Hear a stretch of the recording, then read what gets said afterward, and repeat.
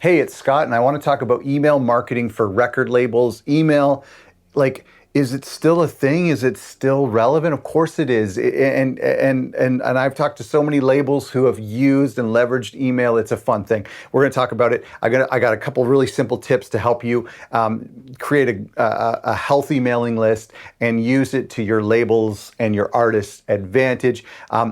Speaking of marketing, this is a whole series about marketing, and I want you to go to otherrecordlabels.com/marketing. I have a marketing checklist that you can download. Okay, so email marketing, first of all, email is powerful and reliable because what happens is, think about all of us who spent so much time building up our MySpace followers.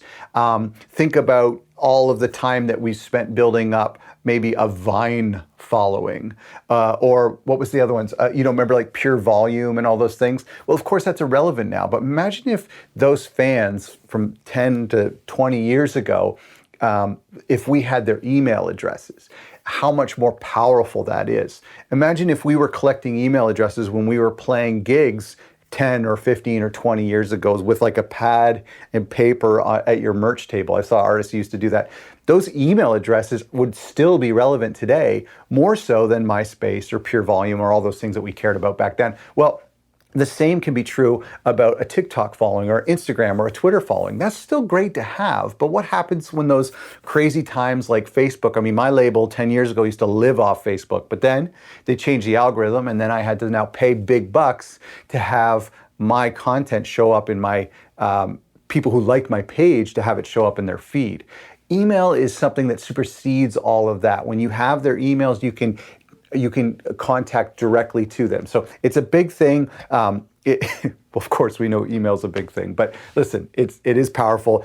Don't give up on it, and don't underestimate how great email is. You need to get a host to host all of your stuff. MailChimp has up to, I think, 2,000 subscribers. So, a lot of labels, small labels, can run for a couple years off that before they have to start paying a monthly fee. Squarespace, if you run your website off of Squarespace, which is a great platform, they've introduced email marketing. There's tons you can research, but get a host. Now, how do you get emails? You could grab them from Bandcamp, from previous orders. Maybe your artists have mailing lists, whatever. But the other thing you can do is give away something in exchange. So you could give away a free download of a compilation, or maybe it's a contest for a test pressing or a vinyl or something. So give something away. Don't just have one of those Squarespace pop-ups on your website that says sign up for our newsletter. That's not enticing. Nobody wants to sign up for a newsletter, but they will give you their email in exchange for something. And so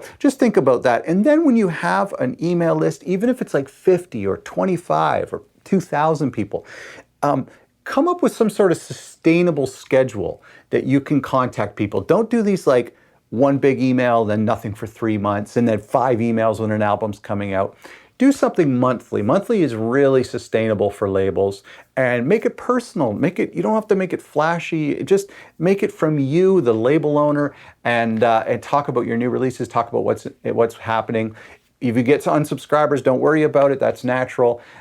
So listen, we talk about this so much in depth in our course, Marketing for Record Labels, but this is just something to scratch the surface that believe in email marketing. It is really cool. It is great to connect with the people who support your label. So I encourage you to start a mailing list and to maintain a mailing list that's healthy and relevant, and then send them scheduled emails that you can commit to. Don't do weekly if you can't commit to that. Don't do monthly if you can't commit to that. Maybe do quarterly.